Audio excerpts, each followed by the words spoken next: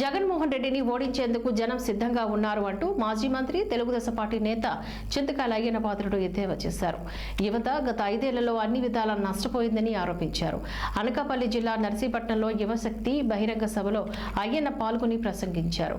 అన్ని రంగాల అభివృద్ధికి సంక్షేమానికి కృషి చేసే చంద్రబాబు నాయుడును తిరిగి గెలిపించేందుకు ప్రజలు ఏకం కావాలని పిలుపునిచ్చారు. నియోజకవర్గంలో అన్ని రకాలుగా అభివృద్ధి కుంటుపడిందని అన్నారు. రాష్ట్రం ఉద్యోగం, ఉపాధి, సంక్షేమం, అభివృద్ధి రంగాల్లో వెనుకంజ వేసిందంటూ ఆయన ఎద్దేవా చేశారు.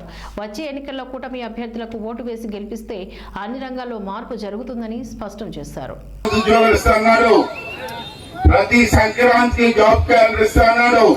ఇచ్చాడా? మోసం చేయలేదా? అటువంటి మోసగారికి మనం ఎలా బుద్ధి చెప్పాలా? రేపు ఎలక్షన్ లో మనం సైకిల్ గుర్తుపై ఓటేసి ఆయన్ని మళ్ళీ జైలుకి పంపించే వరకు మీ యువత నిద్రపోవడానికి వీలేదు. అందుకే ఈవేళ ఈ కార్యక్రమం పేరు యువశక్తి.